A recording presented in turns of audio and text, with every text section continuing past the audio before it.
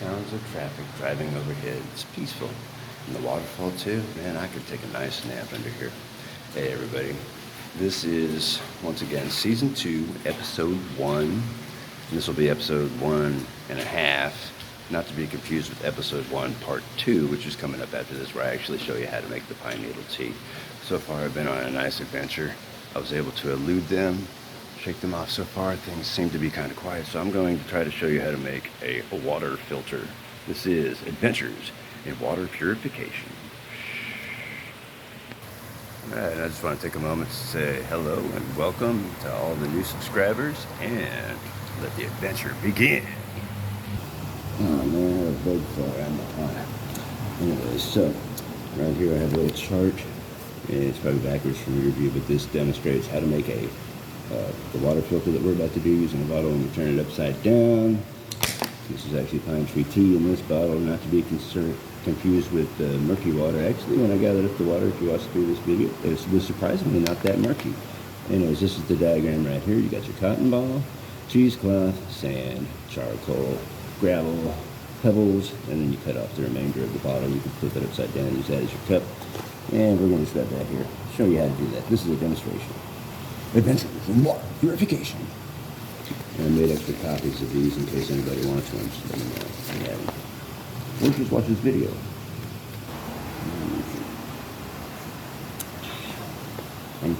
Pine needle tea.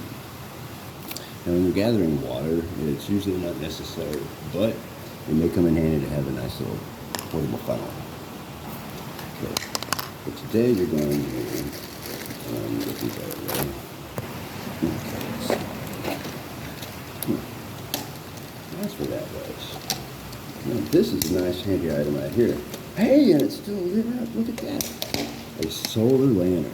And if you see, it's got a place you can hook up, connect to it. You can even charge your phone through it. Very handy. Nice to have. But we don't need it right now. Remember, only carry what you need. So you may actually want to bring an extra washcloth with you, not just to wipe the sweat off yourself, but you can use it to absorb the water and bring it out into the bottle. That would help to pre-filter it before we get started. And let's get started. Twine is always nice to have, but I don't think we'll need that today either. I was going to say you actually do need cotton balls and cheesecloth. Hair ties, or you'll probably use them too. But before that, you're going to need a bottle to put the water in. Actually, we're going to need a number of bottles. At least two. One to make the filter with, and one to collect the water. So you're going to need one to collect the water with, one to make the filter with. You're going to want to chop the bottom off of that, and then you're going to want a bottle to filter that into. Typically, you're going to want to use some sort of sharp knife to cut the bottom off the bottle. The karate chop method comes with years of practice. Man, you know what? I'm always crouching when I could be using a chair. That's much better, don't you think? Well, I didn't think of that a long time ago. Anyways, okay, so you're going to need a nice bag of sand. You'll have to scoop in your cup with, or the bottle in. You're going to want some fresh charcoal. And the bag keeps it nice and handy. That's why you always keep your extra zipper seal bags with you. So you're going to also need gravel and some nice pebbles or rocks. Let's get started. Okay, so I'm going to begin by removing the cap. I chose this bottle because it has a nice thick cap compared to one of these bottles that has a very thin cap that's hard to grab a hold of. And it's also green. Anyways, you're going to take your cotton ball, stuff it into the mouthpiece of the cup like that. You may even go ahead and use the 1-2 step 2 of them in there just to make sure. If you can squeeze your hand in here very carefully without getting it stuck. Don't want that to happen again. Anyways, you press it in there like that, nice and secure.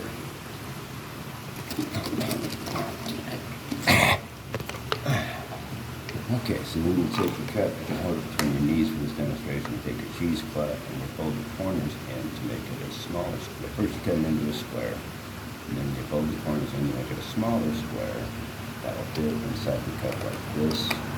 Oh man, I'm gonna get my hand stuck again. Okay, you can push it down in there without getting your hand stuck. Now we got a second piece of cheesecloth. Wonderful.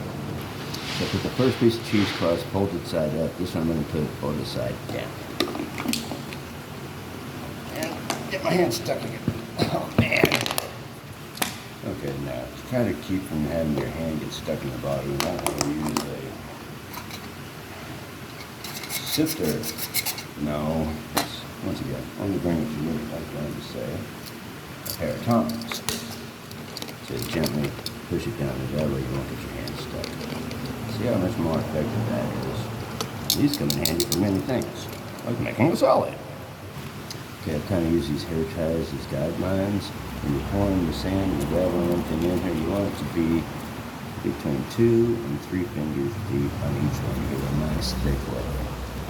Okay, so that was the first layer of sand on top of the cheesecloth and the cotton ball. Now you have the next layer, charcoal. Once again, you want that to be between 2 and 3 fingers deep. So then you add some gravel. Once again, between 2 and 3 layers deep. See? If you're not comfortable holding it between your knees, another way you can hold it is between your feet. Like that. Add a little bit more gravel just to be sure. Now we'll keep it going. So next, you add the holes. Bring up the pencil just so as to fill it up the rest of the way.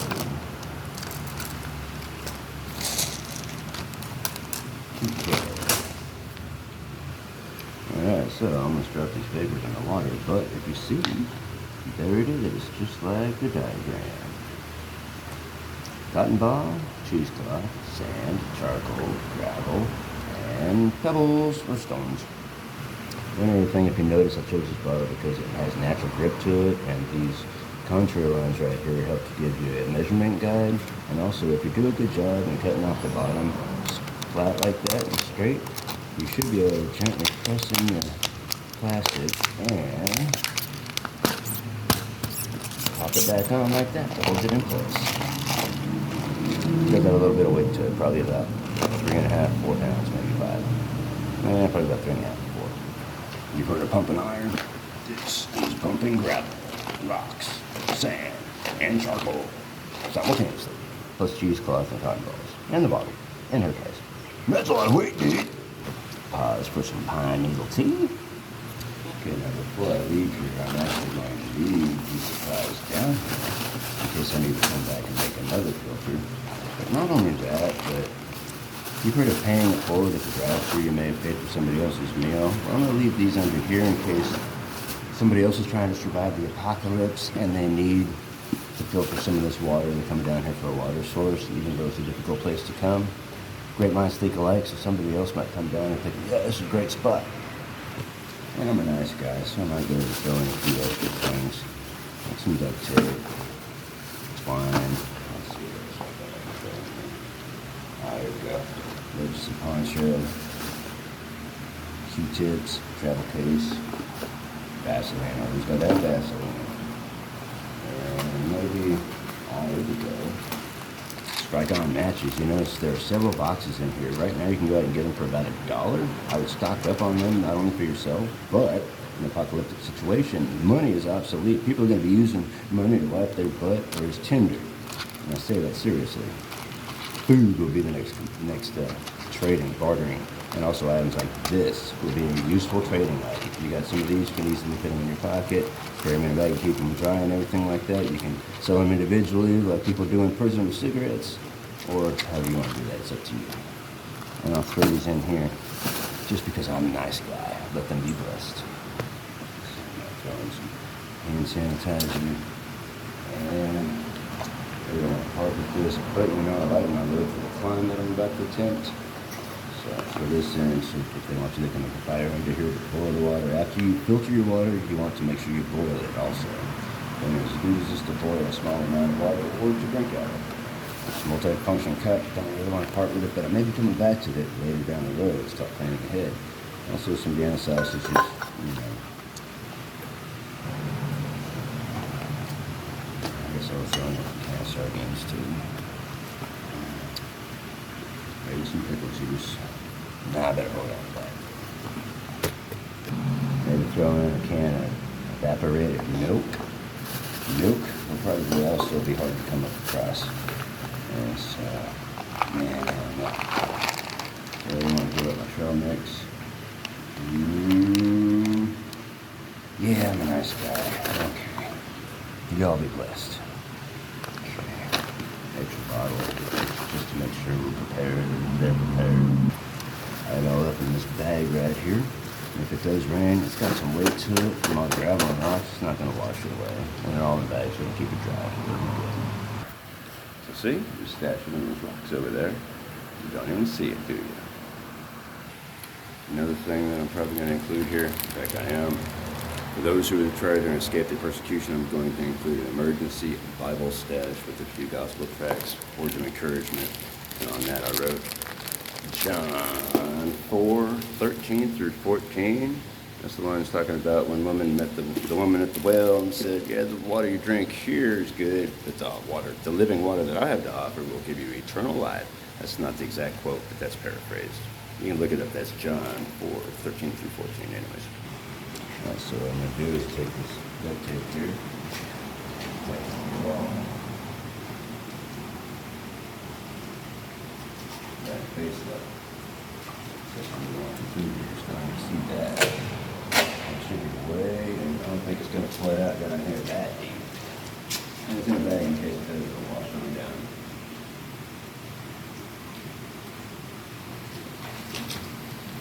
Alright, let's see.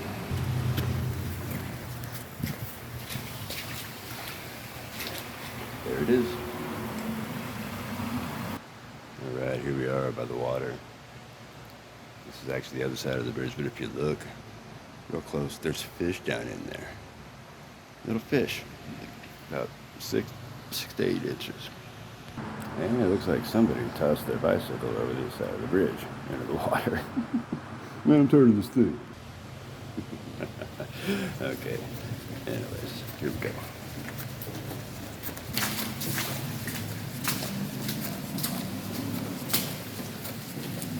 I really need to show you how long this really is. Here we are. Alright, if you saw the first half of this episode, that's episode 1 of season 2. As you're watching right now, this is the second half of episode 1. Look at that beautiful water right there. Beautiful. Look how far the creek goes down. Look at that dragonfly. Oh, we got a family of dragonflies. Nice, I like that. Anyways, I showed how you could use paracord to hang a bottle down over the side with the cap off of it, and you can gather the water off of this natural waterfall right there. That's the waterfall we want to go to, so right there. That's the water we're going to put in this bottle. Nice, huh? Now, hereby called this spot Dragonfly Falls. Speaking of falls, don't falls in the water. Okay, there's the narrow walkway that I just climbed up onto out of the water. If you see, I am right on the edge right here. There's the waterfall. All right. Trying not to drop my phone in here. I don't want to go swimming after it. Let's gather up some water.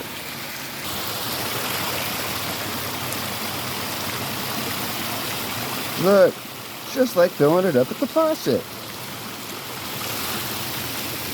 Nice. That was quick and easy. Much more successful than the first half of this video. Maybe in a following episode, I will demonstrate to you various techniques for how to cross a rusted piece of pipe. You can do a balancing beam, or you can hang off of it. Anyway, we'll figure it out later. Okay, the retrieval of the water was a success.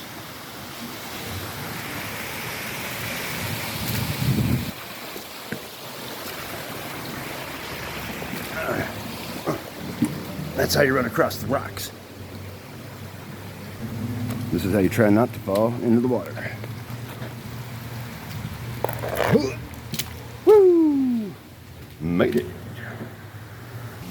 I don't know if you can hear it, but that airplane's been steadily flying around, trying to figure out what I'm doing. Okay, as I demonstrated in the first half of this When you're using a bottle to collect water, you always want to make sure you keep track of the lid so you can put it on it later so you don't spill it. Keep it contained.